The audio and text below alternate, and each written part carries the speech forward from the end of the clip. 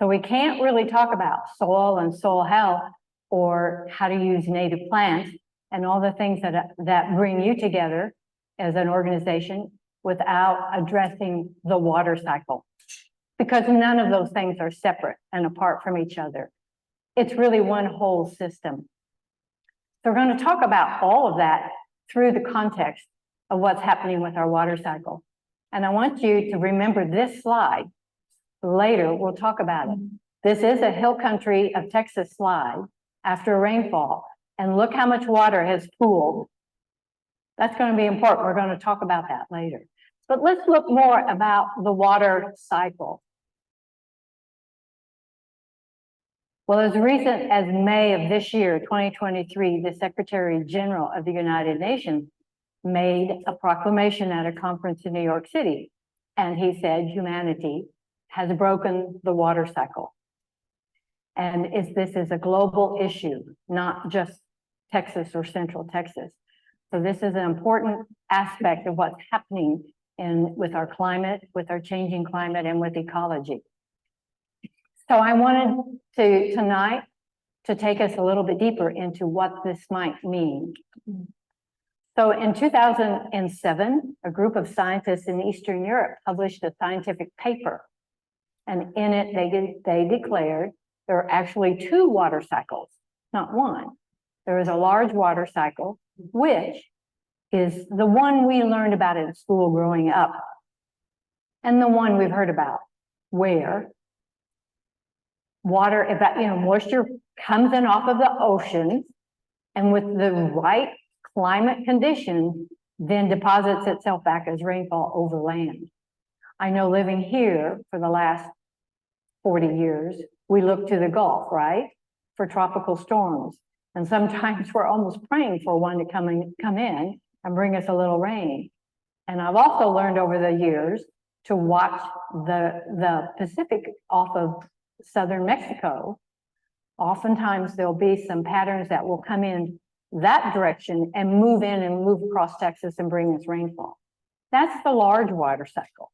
But they're saying that there is another cycling event that occurs inland on terrestrial regions where rainfall falls to the ground, and when it is properly captured and stored, it then both evaporates and transpires through plants back to the atmosphere, so that when those atmospheric conditions are again correct, it will fall again. And so it's the moisture that is captured and stored in the soil that fuels the small water cycle. It is the small water cycle that these scientists are asserting is broken globally. And let's take a little bit deeper look at that, in fact.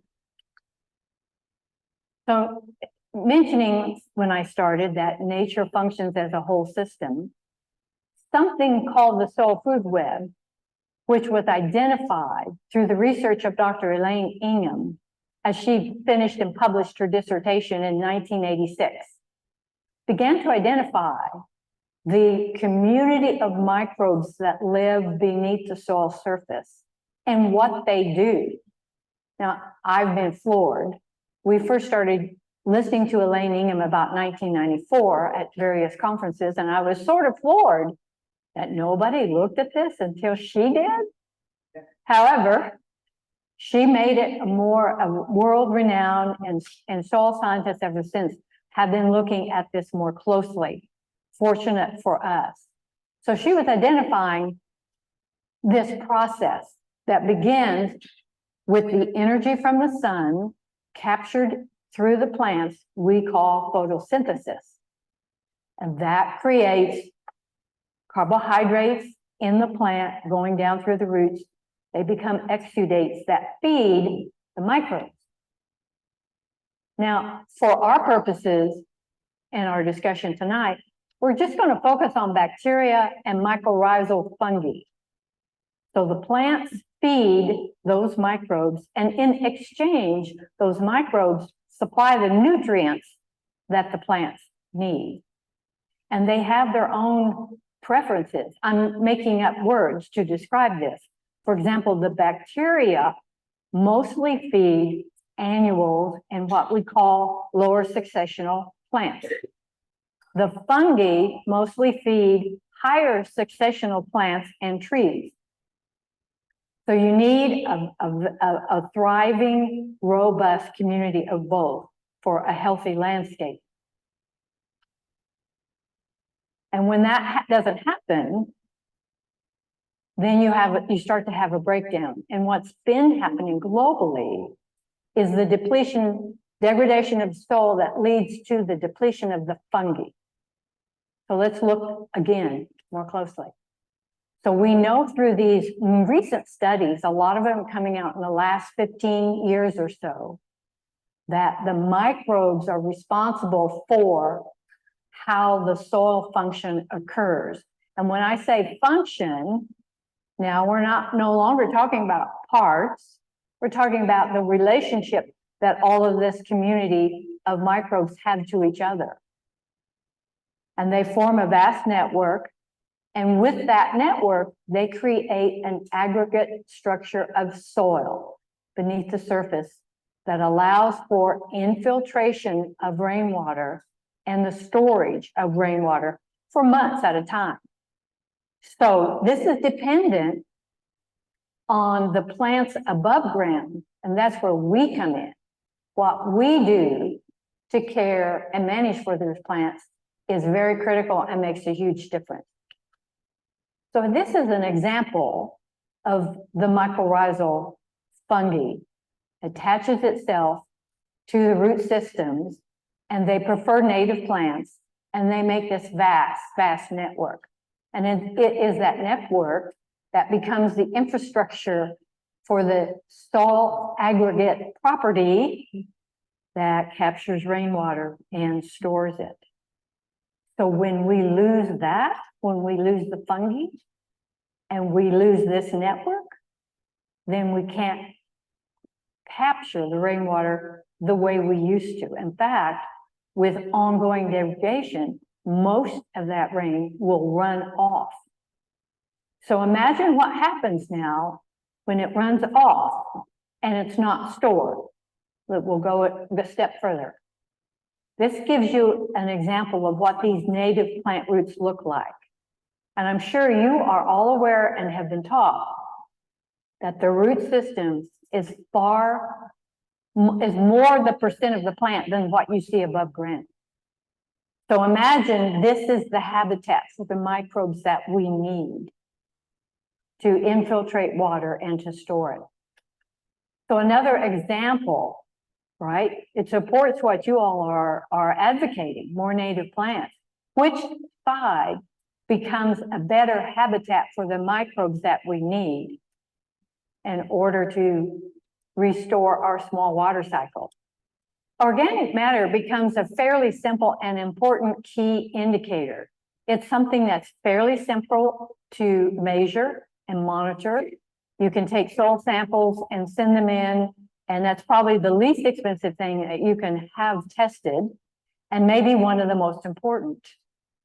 So studies, numerous studies, too many to even number, across the world, and certainly across our continent, have indicated that we've lost between 50 to 70% of organic matter continent-wide, not just here. So this is a big issue because we didn't know. So we just have to give ourselves that, break. We didn't know this. And so we did things. Of course, we do have known about impervious cover, but we didn't know that a lot of our grazing practices, a lot of our farming practices, a lot of our gardening and landscaping practices all led to some soil degradation and the decline of the mycorrhizal fungi. We didn't know that. Now this information is available. So now we have the opportunity and perhaps some responsibility to act on it. The good news is, by a lot of different standards, a lot of different organizations and agencies, including NRCS, here in the United States, this is one of their slides, have estimated that for every 1% increase in soil organic matter, the soil can store 20 to 27,000 gallons of water per acre more than before.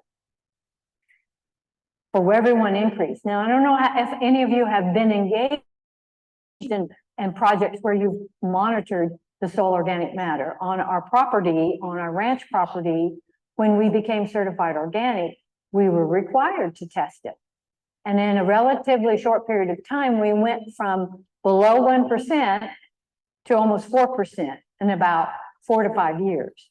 And so it can be done. I know of ranches, other ranchers that have gone on up to 7, 8, almost 10%.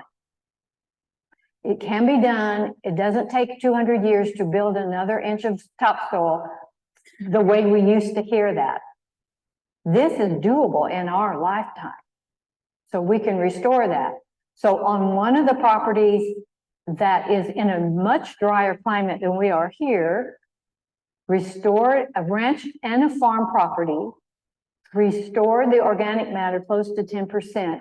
And with the university, the local university measuring his land, his fields went from capturing a ½ inch of rain before the rest ran off to capturing and soaking in 8 inches of rain before the rest ran off.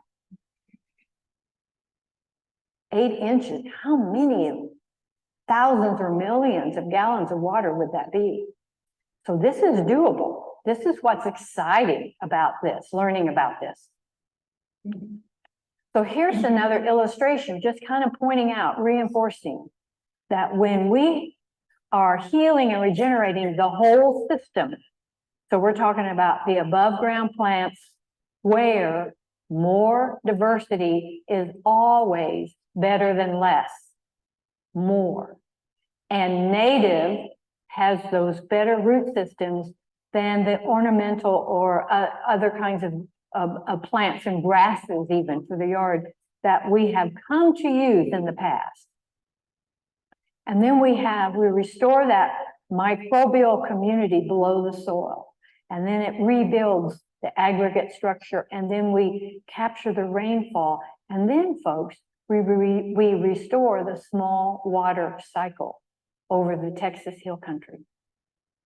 And otherwise, over here, we have more of the same, right?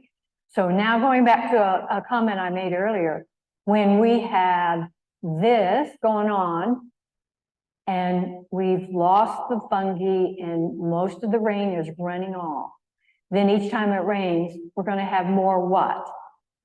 More flooding. And without any water getting stored in the soil, what's our drought going to be like? Much worse. So we're exacerbating the two biggest problems we have with our weather patterns at the moment. And there are some scientists, international scientists, that suggest that if we correct this, it'll do more to mitigate these extreme weather patterns than eliminating all the greenhouse gases.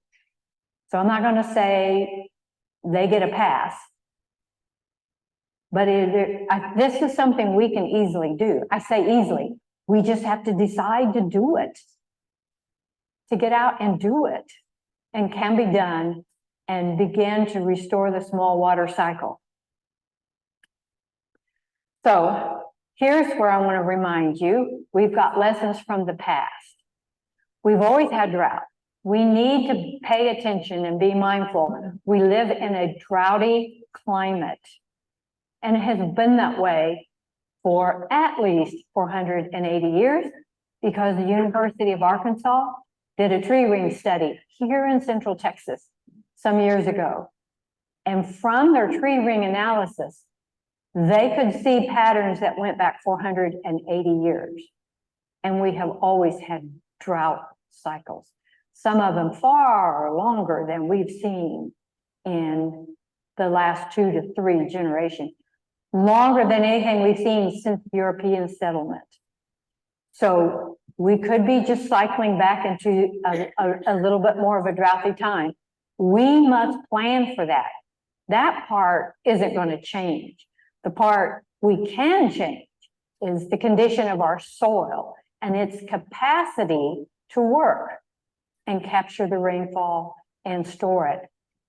In the drought of the 30s, the USDA, if you remember any of those stories, the Dust Bowl and what happened, USDA commissioned W.C. Loudermilk to do investigation and find out what can you find out. And of course, the main problem they recognized back then was soil erosion that was mostly blown by wind. So he'd spent 2 years and he traveled the world. And what he did was that he examined a number, almost a dozen ancient civilizations that were at their time highly civilized. These were civilizations that started modern agriculture. And so they built aqueducts and they were irrigating and they were growing food, which was the only way they could feed this increasing population, you know, of tens to thousands. And for example, at one point in time, Iran could feed 25 million people. And today I read Iran can barely sustain 4,000 people. And these were the places that some archaeologists say was the ancient Garden of Eden that are now deserts. And Loudermilk determined they all collapsed because of a broken water cycle. And he was zeroing in on erosion. But of course, we know that that soil erosion also degraded and depleted that microbial community. It could not survive with that kind of erosion, a broken water cycle. So let's pay attention. This report is still available on the NRCS website that you can look it up and find it. And I encourage you to read it. Let's not do this again. Let's not be one of those ancient civilizations. When we have the healthy soil, just as a review, we retain nutrients and they recycle naturally. We build that soil structure that's necessary for capturing rainwater. We hold more rain and sequester carbon, by the way. We suppress diseases and pests. So much less need for anything that we might call, you know, an herbicide or pesticide. The plants produce plant growth promoting substances through that exchange. To me, it's like a little marketplace down there. It's just kind of a fun way to visualize it. They're trading every day, all day. And it's a mutually beneficial kind of market that's going on. And they can decompose toxic compounds.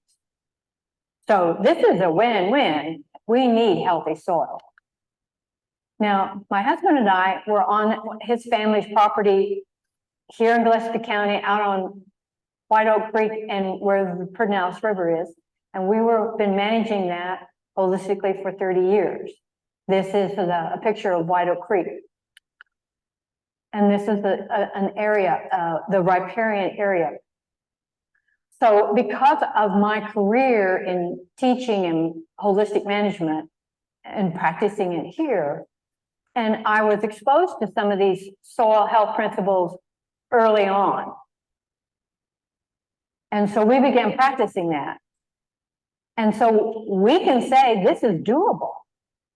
So whereas the creek bed used to be kind of kept clear, so it'd be easy for family to come and fish and do all that kind of stuff, we learned that when we would allow it to remain fully vegetated with its native plants, it became a sponge and it held water that allowed the creek flow to stay higher longer.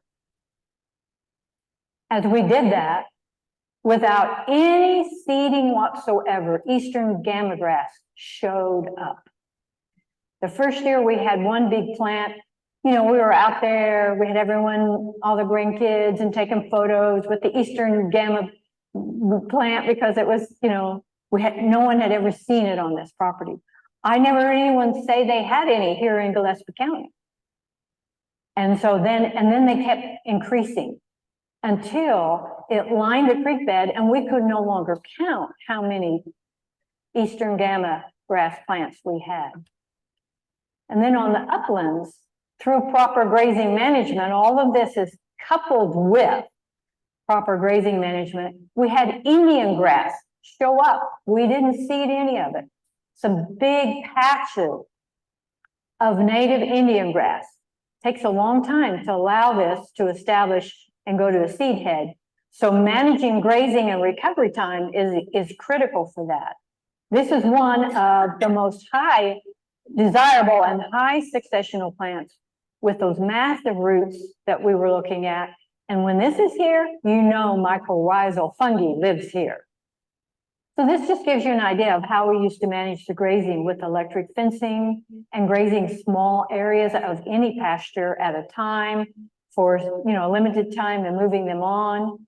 And you can see what this looks like, which is ungrazed. And they're happy right here as long as, as we're managing it properly. And then when we move them, what you see here is this is before the grazing and this is after the grazing. So we're leaving sufficient forage behind that's covering the soil, that's keeping it cool. It's providing capture for rainwater as well as channels through the root systems for that rainwater to infiltrate. And the litter, the dried plant litter on the soil is helping feed the microbes. Now, this brings us back to that first picture about storing water. So this is giving you an example of a healthy soil aggregate structure and a less healthy that is samples taken from these two fields in real life fields in another state right next to each other. So over here, after an overnight rainfall, there's no water standing at all. And look at the water here. Now it used to be a common and recommended practice to leave your fields fallow. Why? To capture rainwater. But that was before. We didn't understand that when we were doing that, we were losing the fungi, and without the fungi, the rainwater cannot soak in. So when we have, hopefully this fall and winter, some rains, and you're driving up and down our county roads, just look around. Look at the fields where it all goes in and the fields where it's pooled on top. When you see that on the exact same day, you know that means that one has a better soil structure than the other. So here we got the benefits. The stream flows in our creeks and our rivers are sustained longer. Improved recharge of our aquifers, that would be helpful. We're all a little nervous about our wells, aren't we now? Yeah. More ground moisture to support our landscape, a big economic factor for this county now so reliant on tourism, right? Tourist industry. Reducing the impact of flooding because more of it's soaking in. Mitigation of drought because it's getting stored. It can sometimes be stored and slowly released to the plants for months at the beginning of a drought. It can mitigate it. It won't stop the drought, but it can mitigate it and help those native plants in particular get through it. And then possibly, right, restore the small water cycle. That's what we're after. So what can we do? Here are 5 principles. This is being touted by every major organization and agency. And so let's look at this. This will not be, I don't think, real new stuff for you. First, keep the soil covered all the time. You want it covered and preferably with live plants, which is actually down here, number 4. You want living, functioning roots as much of the year as possible. And with the exception of some of our freezes, that's doable here. Our native cool season plants can ride right through those freezes and come back out and be living grasses and forbs and shrubs. So keep it covered, and if you don't have a living plant, keep it covered with some kind of a mulch right? And native plant mulch is probably the most desirable, if that's possible. Limit disturbance, both kinds, the mechanical kind, you know, so any kind of tilling is going to disrupt that microbial community. And we want to be careful with our grazing. There's proper grazing management, but we also need to be careful with disturbing with chemicals, pesticides and herbicides. So just be mindful of that. Think about it. Always diversity, more diversity, better than less. And I don't think we have a clue how far and how diverse this landscape could become. There are some ancient German records, you know, recorded by the geologists who came over here in the early 1840s. Romer is one of them. And that used to be a book that was sold here in town for a very long time. I don't know if the local bookstore still carries it. But he talked a lot about the plants that he saw here. One of the interesting things about that was he actually went with the Moisebach group that went out north to meet the Comanches up at San Saba. Do you know this story? To make their peace, to make their treaty, the treaty that was never broken. And so they were horseback, and it was winter. It was late winter. I think it was the month of February or March. You don't carry horse feed with you, do you? So the scouts every day would ride ahead and look from the rises for mesquite trees, because that's where they found the best grass for their horses to overnight them. Yeah. So there's some information we can glean from some of those old records. More diversity is better. Living roots and then integrating livestock. So the studies and the trials underway globally, a lot of them in Australia, New Zealand, Mexico, Canada, and now even in the Eastern United States and Europe, as well as the Western United States, about what does proper use of livestock mean, livestock grazing. And there are now an exploding number, you know, of examples where livestock have accelerated the recovery of the soil food web. Now, that makes sense when you stop and you think that there were native animals on the plains of this country when the Europeans arrived. And that number, how many? There's been guesstimates. But even the Audubon, who has in the past kind of been an anti-cow kind of perspective, said there's probably 40 million, at least 40 million ungulates, native ungulates. But they were a part of the whole system. And there was a regenerative, restorative interrelationship between them and the land. So studying how they behaved has informed us about how to manage our livestock grazing. It varies, every place is going to be different, but just as a general rule, the shortest grazing period that you can construct and the longest recovery period. So you can manage, you know, these like multiple paddocks or pastures across a piece of property. And it's restoring it because there is the interrelationship between the dung and the urine. And because in our arid, droughty environment, our plants very seldom decay. That's a big deal. East of the Mississippi, anything that falls over onto the ground rots, but we're too dry. So the ungulates that lived here naturally provided a breaking down process in their rumen for the plant matter, and then it returned it to the soil through the dung and urine. And the studies have shown 80% of the nutrients go right back into the soil. So they supplied the breaking down process that in the eastern part of the country was done by rotting, by decay. So they're a natural part of our environment, and we're learning how to use them properly to make this work. So you of all people know what to do with native plants. So here's some examples from down where we live now in the Tierra Linda area. Instead of when you're landscaping in your yard, you know, landscape it with native plants. Every little bit difference, every little thing you can do. If you start and you help your neighbors or your friends or other family members put in one bed, right? Do one thing. And then maybe next year you do another thing. Because now we're at the point where, and I guess I kind of want to encourage and even challenge you, let's get this word out. And let's get people rebuilding the soil. We all have, certainly those of us in apartments don't, but a lot of us have at least a yard. And then those of us who have bigger properties, there's more we can do to restore the soil food web and restore the small water cycle. And the Native Plant Society can play a really big role in that because you understand the value of the native plant.